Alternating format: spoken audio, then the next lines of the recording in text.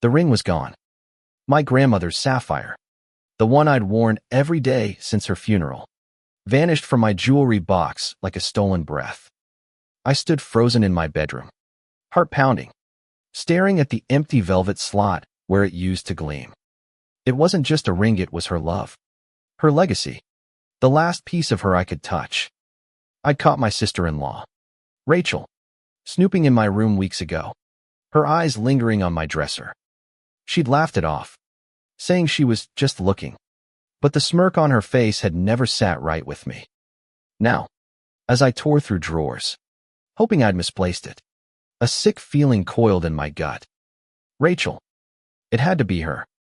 I stormed downstairs, where Rachel lounged on the couch in my house, though she and my mother-in-law, Evelyn, treated it like their personal kingdom. Rachel, I said, voice trembling with rage. Where's my ring?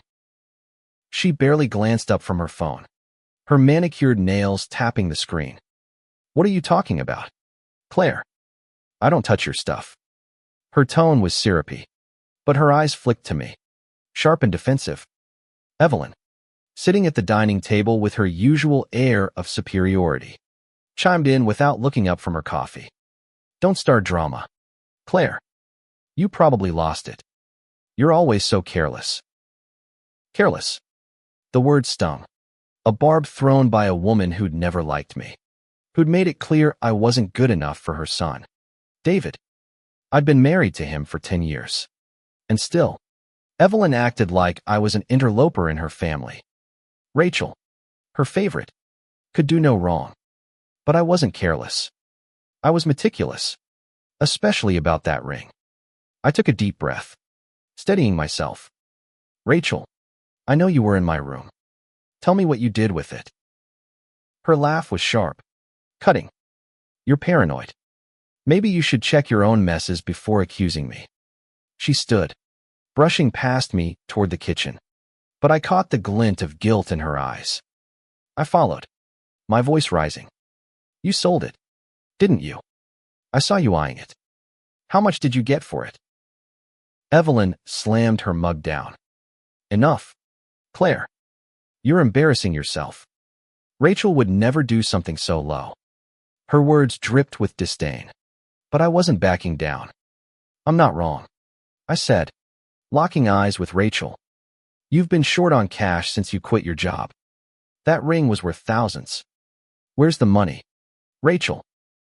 She froze, her face paling for a split second before she recovered, tossing her hair.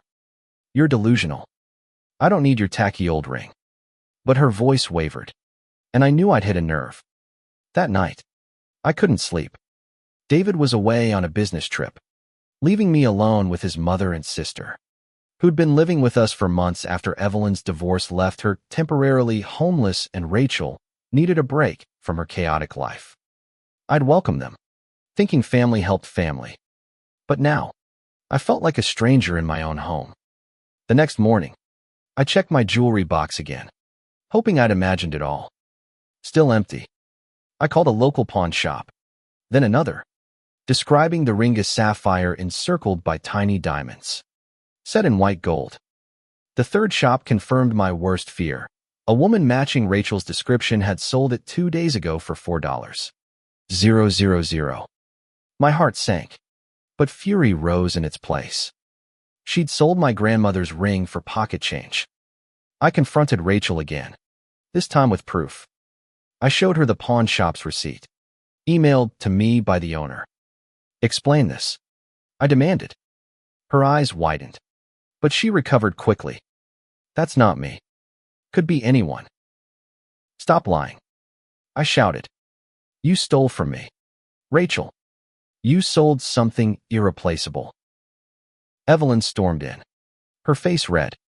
How dare you accuse my daughter? You're unhinged. Claire, I want you out of this house by tomorrow.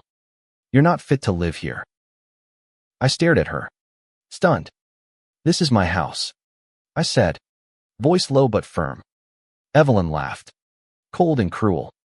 You think you belong here. David deserves better. Pack your things. Her words cut deep, but they didn't break me. They didn't know the secret I'd kept for years, a secret that gave me power they couldn't imagine. This house, the sprawling estate they loved to flaunt, wasn't David's. It wasn't even ours together. It was mine, solely in my name, a fact I'd hidden to keep the peace. My grandmother hadn't just left me a ring. She'd left me everything. I didn't respond to Evelyn's demand. Instead, I walked away, my mind racing. They thought they could push me out, but they were about to learn how wrong they were. I spent the rest of the day gathering evidence. The pawn shop owner sent me security footage showing Rachel, unmistakable in her red coat, handing over my ring. The timestamp matched the receipt. My hands shook as I saved the video to my laptop. This wasn't just about the ring, Anna Maria, it was about respect, trust, and the family I'd tried so hard to belong to. I called David, my voice steady despite the storm inside me. Your sister stole my ring, I told him, laying out the evidence. And your mother just told me to leave our house. David was silent for a long moment. Claire, are you sure? Rachel wouldn't. I have proof. I cut in. I need you to come home. Now. He promised to catch the next flight, but I could hear the doubt in his voice. David loved his family, and I'd always known I came second to them.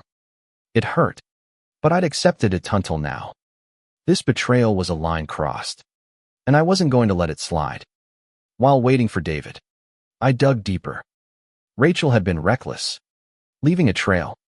I found her bank records on a shared family account David had set up for emergencies. A deposit of $4,000 hit 2 days ago, the same day the ring was sold. My blood boiled.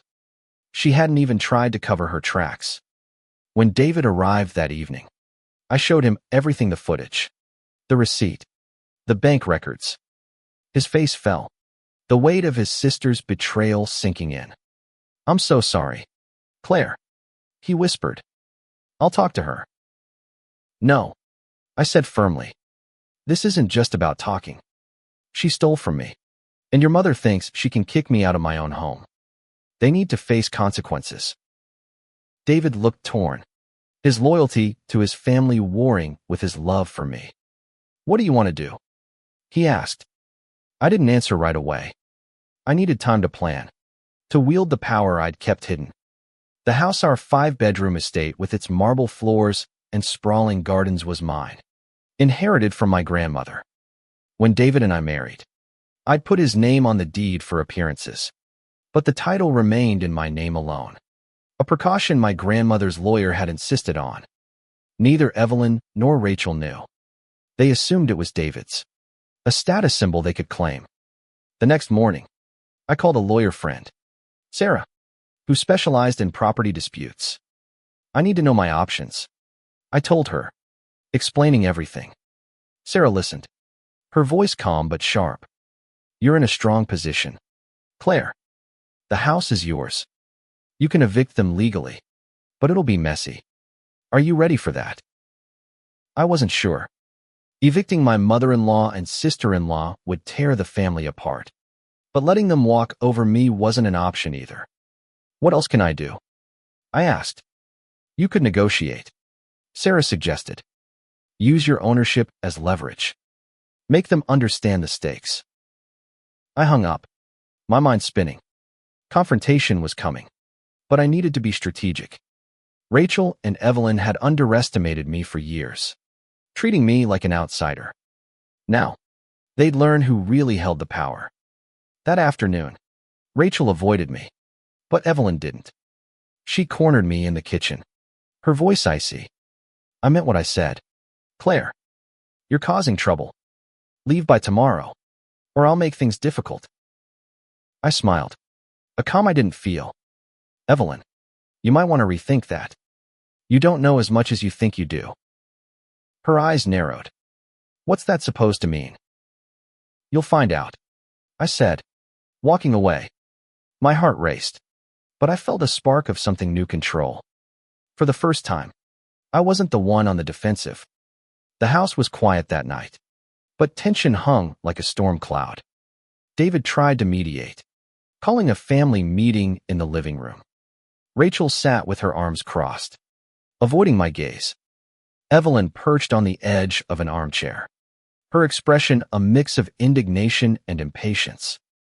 David looked exhausted, caught between us all. "Rachel," he started, voice gentle but firm. "Claire has proof you sold her ring. The pawnshop footage, the receipt, the money in your account. Just tell the truth." Rachel's face flushed, but she doubled down. "I told you. It wasn't me. Someone else must have." "Stop," I interrupted, holding up my phone with the footage paused on her face. "It's you, Rachel. You sold my grandmother's ring for $4,000. Why?"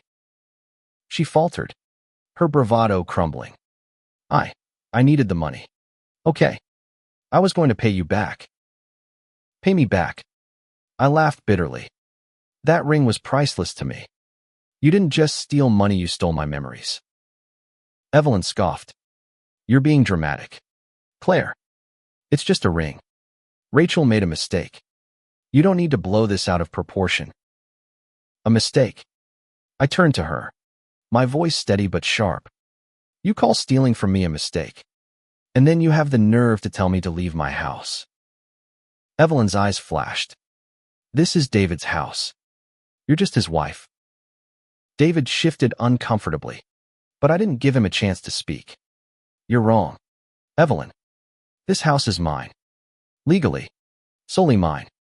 My grandmother left it to me, and I've kept that quiet to avoid conflict. But you've pushed me too far." The room went silent. Rachel's mouth dropped open, and Evelyn's face paled. "You're lying," she said, but her voice lacked conviction. "I'm not," I said, pulling out the deed, which I'd retrieved from my safe. I handed it to David, who scanned it, his eyes widening. "It's true," he said quietly. "Claire's name is the only one on it." Evelyn's composure cracked. "This is outrageous. You can't just—" "I can," I cut in. "I've let you and Rachel live here out of kindness. But that ends now. You have two choices, make this right, or leave." Rachel started crying, a mix of guilt and panic. "Claire, I'm sorry. I didn't think it was such a big deal. I'll get the ring back." "It's gone," I said, my voice breaking. "The pawn shop sold it yesterday. You can't undo that." David put a hand on my shoulder, but I shrugged it off. I wasn't ready for his comfort, not yet. I turned to Evelyn. "And you, threatening to kick me out. You've treated me like dirt for years. But this is my home. If anyone's leaving, it's you." Evelyn's face twisted with rage, but she said nothing. For the first time, she looked small, powerless. I felt a surge of triumph, but it was bittersweet. This wasn't how I'd wanted things to go. The next few days were a blur of tension. Rachel apologized repeatedly, promising to repay me, but her words felt hollow. Evelyn avoided me, her silence a mix of shame and defiance. David tried to bridge the gap, but I could see the strain in his eyes. He loved his family, but he was starting to see them for who they were. I met with Sarah again, laying out my plan. "I don't want to evict them," I told her. "Not yet. But I need them to understand I'm serious. Can we draft something to show them I mean business?" Sarah nodded. "A notice of intent to evict. It's not a full eviction, but it'll light a fire under them. They'll have 30 days to comply with your terms or leave." I gave her the go-ahead. The terms were simple. Rachel had to repay the $4,000 and replace the ring with something of equal sentimental value, though I knew nothing could truly replace it. Evelyn had to apologize formally and agree to respect my boundaries. If they didn't comply, they were out. When I presented the notice to them, Rachel broke down again. "I don't have $4,000. Claire, I spent it already in bills. On stuff." Her voice trailed off, and I saw the truth. She'd blown it on frivolous things, like the designer bag I'd noticed in her room. Then you'll find a way. I said, get a job. Sell something of yours. I don't care how, but you will pay me back. Evelyn read the notice. Her lips pursed. This is absurd. You can't kick us out. David won't let you. David doesn't control this. I said, I do. And I'm done being your punching bag. David, to his credit, back me up. Mom, Rachel, you crossed a line. Claire's giving you a chance to make this right. Take it. Evelyn's face hardened, but she nodded. Fine. We'll do it your way for now. I didn't trust her, but I let it go. The notice was a warning shot, and it had hit its mark. For the first time, they saw me as more than just David's wife. They saw me as someone with power. Rachel started working part-time at a boutique, a small step toward repaying me. She avoided me otherwise, her guilt palpable. Evelyn, meanwhile, kept her distance, her apologies grudging and half-hearted. I could tell she was plotting, waiting for a chance to regain control. David and I talked late one night, the house quiet around us. I'm sorry I didn't see this sooner, he said. I thought they'd change, that they'd accept you. They never will, I said softly. But I don't need their approval anymore. I just need respect. He nodded, squeezing my hand. I'm with you, Claire. Whatever you decide. It was a turning point for us. For years, I'd felt like I was competing with his family for his loyalty. Now, he was choosing Minute because of the house, but because he saw the truth. A week later, Rachel came to me with $1. 000. Her first payment. I'm trying. Claire, she said, her voice small. I know I messed up. I took the money but didn't soften. Keep going. You've got a long way to go. Evelyn, however, was another story. She cornered me one morning, her tone venomous. You think you've won, don't you? This house won't change who you Aryan outsider. Her words hurt, but I didn't flinch. You're wrong, Evelyn. This house is mine, and so is my place in this family. You can accept it or leave. She stormed off, but I knew she wasn't done. I started locking my bedroom door, checking my things daily. I wouldn't let them betray me again. The 30-day deadline loomed. Rachel scraped together another $1. 500. But she was still short. Evelyn's apologies remained hollow, her resentment simmering. I knew they were hoping I'd back down, but I was done playing nice. I called Sarah again. They're not taking this seriously, I said. What's next? We can move to formal eviction, she said. But it'll be ugly. Are you sure? I hesitated. Kicking them out would break David's heart, but letting them stay without change would break me. Let's prepare the papers, I said. I'll give them one last chance. That night, I gathered everyone in the living room.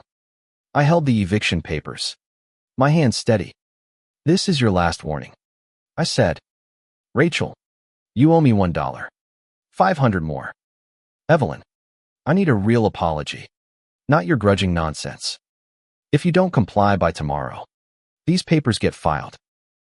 Rachel sobbed, promising to pay. Evelyn glared but said nothing.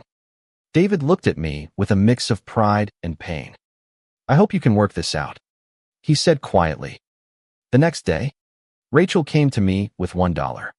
000 more, borrowed from a friend. I'm trying so hard. Claire, please don't kick us out. I softened. Just a fraction. I see that. Rachel, keep going. Evelyn, however, refused to budge. I won't grovel, she spat. Do what you want. So I did. I handed the eviction papers to Sarah, who filed them that afternoon. The process had begun. The eviction notice hit like a bomb. Rachel was frantic, packing her things while begging for more time. Evelyn, defiant to the end, refused to believe I'd follow through. You won't do this, she said. David won't let you. But David stood by me. You brought this on yourselves. He told them. Claire gave you chances. Rachel paid the final $500. Tears streaming down her face. I'm so sorry. Claire. I didn't know how much that ring meant to you. I nodded, accepting her apology, but not her excuses. You've learned something. Rachel. Don't forget it. Evelyn left the next day, moving in with a friend. She didn't say goodbye, but her silence spoke volumes. The house felt lighter without her, like a weight had lifted. David and I rebuilt slowly. The betrayal had scarred us, but it also brought us closer. I'd lost my ring, but I'd gained something more: me voice, my power, my place. The house was mine, but so was my future, and no one would take that from me again.